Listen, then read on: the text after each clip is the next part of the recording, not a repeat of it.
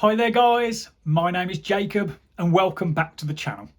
Now today's video was going to be my June solar stats, but then I was looking through my videos and my notes for making this video and I suddenly realised that I had not posted a video for May. I don't know how that happened. I don't know, maybe I thought I'd done it, maybe I was too busy with work and whatnot, but I missed the video for May's solar stats. So today's video is not going to be June's, it's going to actually be May's solar stats, and then maybe June's video will come next week. So let's just get cracking with May's solar stats. So just for those people who have never seen my channel before and don't know what my system consists of, let me just go through that for you. My system consists of 13 solar panels, which are 440 watts. I have a GivEnergy inverter, which is a generation 3 inverter and a 5 kilowatt hybrid. And I also have a 9.5 generation 3 GivEnergy battery. That's my total solar system that I have. Now, total generation for the month of May, well, it was really good. It was actually the best month I've had so far. Now, the previous month was 777 kilowatt hours for the month of April. Well, I beat that in May and I got 803.8 kilowatt hours. So that's roughly 4 or 5% increase on April. And I thought that was amazing, really. I mean, it keeps going up. I don't know whether that's going to continue as we move, into June stats, July stats. Obviously, I hope it does. But from what I've read, in the hotter months, it might not generate as much as in those kind of cooler, sunnier months. That's what I've read anyway. Apparently, it kind of does cap once the kind of temperature gets hotter, the panels aren't as efficient. This is what I've read. Obviously, only time will tell whether that is actually the case with my system. But 800 kilowatt hours for the month, I am really happy with. I would love to potentially get up to that kind of 1 megawatt in a month, but I think that's probably going to be maybe out of the realm of possibility for my system. I'd probably need a few extra panels. Or to be honest, every single day to just be an incredible day for solar. And across a month of 30 days, 31 days, you don't get every day that is an incredible day for solar. Obviously in that particular month of May, it was a really, really good month. However, there were some poor days in there that obviously affect those numbers. I'll tell you about that coming up. But my best day for the month of May was the 30th of May. And on that day, I generated 38.4 kilowatt hours, which was just an incredible day, let's be honest. However, as I said before, not every day is that kind of day. And I'll be honest, I did have quite a few days in May where we reached kind of 35, 36, 37 kilowatt hours for the day, which is just really, really high performance for my system. We topped out at 38, and that's still a really good day. Best day I've had so far in my entire system's life. However, as I said, not every day is as good, and my worst day happened to be on the 23rd of May, so just a week before, and that was just 10.85 kilowatt hours for the day. So as you can see, there is a big difference between the best day of the month and the worst day of the month. Now, of course, for me to get an even higher month generation and get closer to that 1 megawatt hour for a month, I would need that worst day to be a lot higher than 10. It would probably need to be in the mid-20s, I would have thought, for me to get closer to that 1 megawatt hour month. But, you never know, that may happen in the future. But for May, there were a few poor days in there that really dragged those numbers down. But, the best day really was a good day at 38 kilowatt hours. Now, in that 800 kilowatt hours that I generate for the month, 10.2 of those, 10.2 kilowatt hours, were saved by my Optimisers. So the optimizers are there doing their job, and they are saving me what would have been lost generation had it not been for the optimizers. And that will have been most likely from clouds in the sky. In the summer months now, I don't really get any shading on my panels, not from trees or anything like that. So I would imagine those kilowatt hours that were saved would have been from cloudy days, and the optimizers are working hard to make sure I don't lose any energy that is generated from panels that are shaded at any point of the day.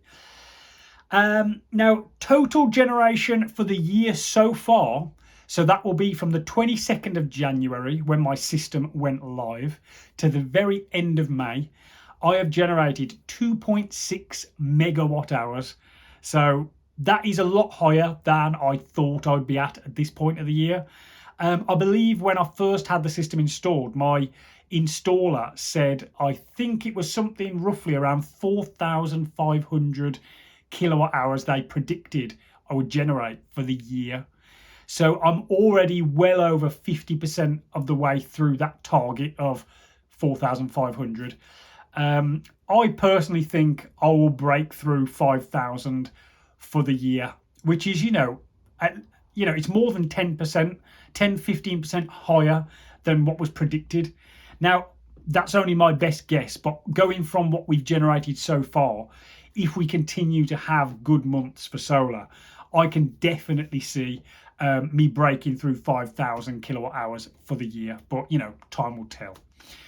Now, for the financial side of it, for the month of May, let's just go through that. So my electricity bill was £21.93, and that includes the standing charge, and the standing charge is roughly about £15 a month.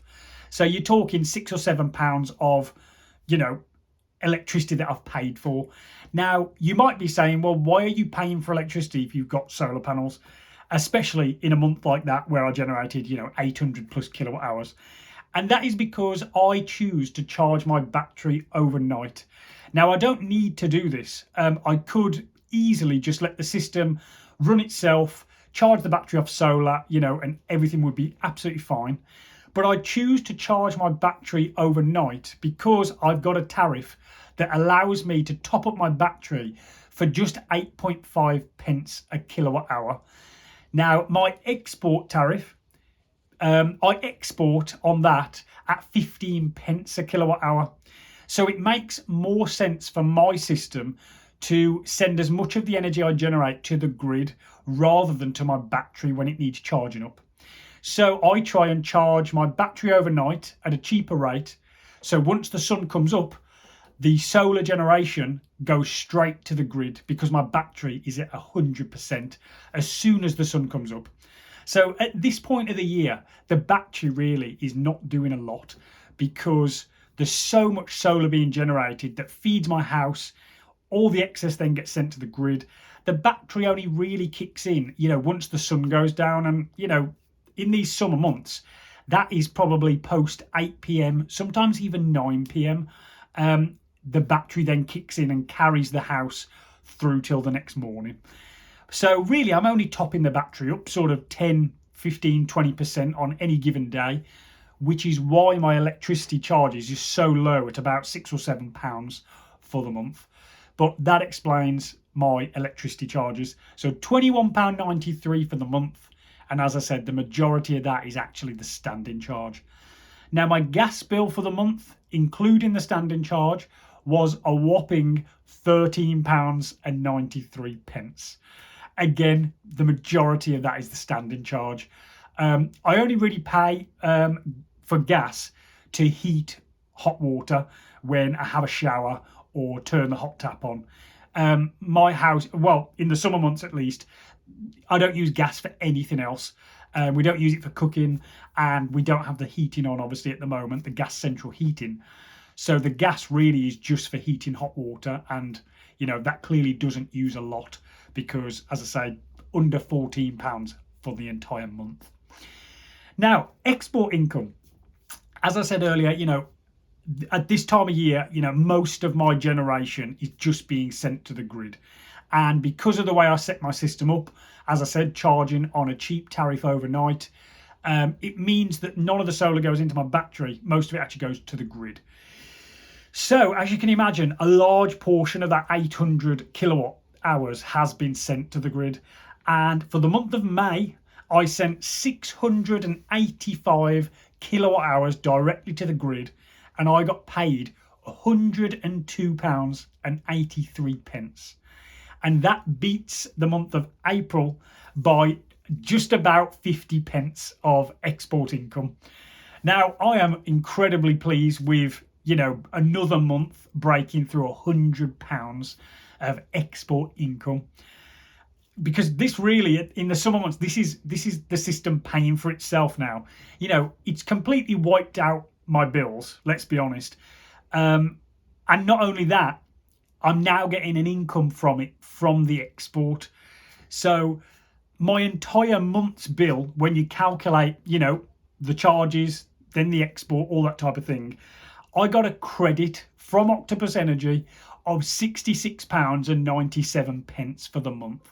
So that is factoring in my export income minus the electricity bill and the gas bill. A credit of nearly £67 for the month. So they're paying me again. And this is very similar to last month, and it's very similar to the month before as well. So now I am every month through spring, summer, and I assume this is going to carry on till probably September, October time, where my direct debit is set to just £1 a month. And that £1 just basically keeps the direct debit intact with Octopus. So if I ever want to withdraw the credit that is on the account, I can do that really easily. So I just give them £1 a month. That keeps them happy. However, really, I don't need to do that, of course. I've got so much credit going in there, it more than covers my bills. But I just do that because I think that's what Octopus asks you to do, just set it to £1. So, a credit of £67 for the month, if you ask me, is incredible. I used to send Octopus Energy every month at least 70, 80, 90 pounds, somewhere in that region as a direct debit.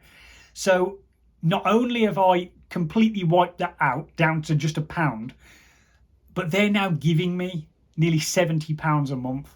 So this is the power of, having solar panels and a battery system.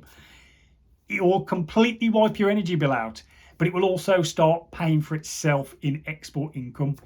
Now, as I said before, I could withdraw all this credit on my account. And currently, I think I'm up to about £650 of credit that is just sat on my Octopus account. I can withdraw that and have it sent to my bank account and spend it on something. But what I've said to myself is I am actually going to leave that credit on the account.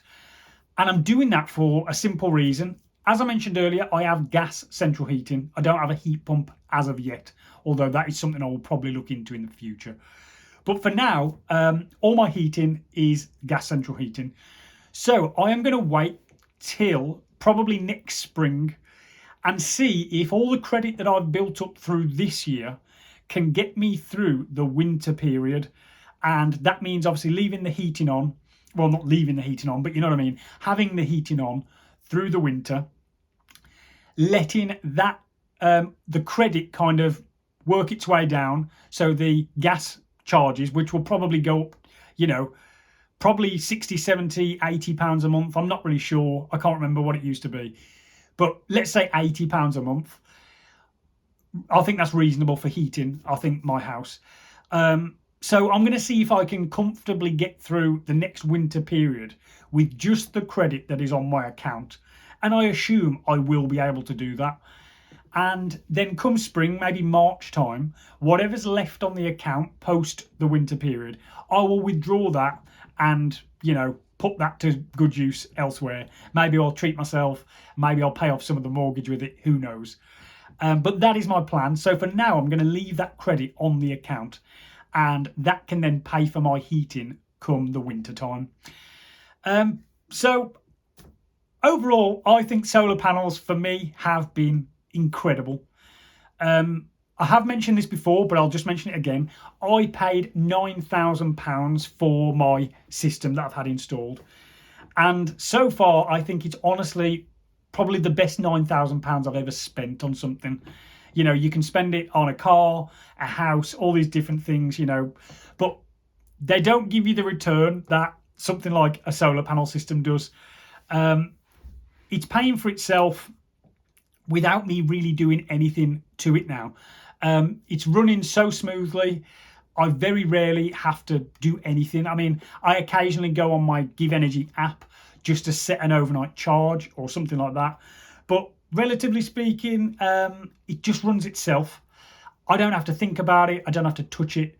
And it's killed my energy bills.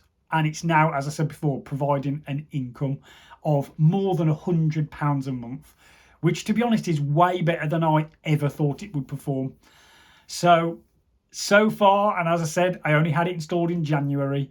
We're now into June. However, it's been fantastic investment so far. So if you were asking me, would I recommend doing what I've done? Absolutely is the answer. And I have recommended this to numerous people now. And quite a few of them have actually used the installer that I used for mine. So if you are in kind of the Midlands area, and specifically, I guess, Wolverhampton, because this installer is based in Wolverhampton, but they do a lot of the surrounding areas as well. I used a company called Ace Solar Energy. And as I said, they are a solar panel and battery installer. And numerous people have reached out to me and said that they have gone with this installer and had a great experience because of these videos that I've made recommending them. And I don't get anything for recommending them. I'm just happy that people are having a good experience and getting into solar panels and batteries like I have, and, you know, just getting rid of their energy bill ultimately. I think it's the right thing to do, but it's also a really good thing to do for your wallet, basically. And that is mostly what we all do it for, let's be honest. I mean, it's great that you can reduce your carbon footprint. You know, energy independence is fantastic as well. Not ever have to worrying about, you know, an announcement of an energy price hike like we've had over the last few years, when, you know, the energy price cap gets put up by another few £100 overnight. And if you don't have solar panels and a battery, you are at the mercy of a price hike. If they want to just raise that price cap up by 10%, 20%, whatever they want to do, you're at the mercy of that and you have no choice but to pay it. However, when you have solar panels and a battery, you will never worry about a price hike ever again because you're not affected by it. You are completely independent from those companies, you know, putting those prices up, because you are generating all your own energy. And, you know, whether they put the price up to 50p a kilowatt or 30p a kilowatt, it doesn't matter. I used to worry about those things. Now I couldn't care less. And that is purely because I've got this system. So if you are somebody who worries about energy bills and going forward you think, are they going to keep going up? Then consider getting a solar panel and battery system, because it really is a life changer. I'd also just like to say, down in the notes of this video, there is a link to Octopus Energy, and it's a referral link. If you use my link, you will get £50 of free credit added to your Octopus Energy account when the switch goes through, and I will get £50 for recommending you. So if you're looking to switch energy providers, then have a look down in the notes and consider Octopus Energy. And there's also a link as well that says buy me a coffee. And it's just like a little tips jar for the channel. I don't make much money off YouTube because I'm a very small channel. But if you'd like to just help the channel out, you know, throw me a coffee, so to speak, then I would be incredibly grateful. If you made it this far, thank you very much for watching. Consider hitting the like button and the subscribe button. And guys, I will catch you in the next one.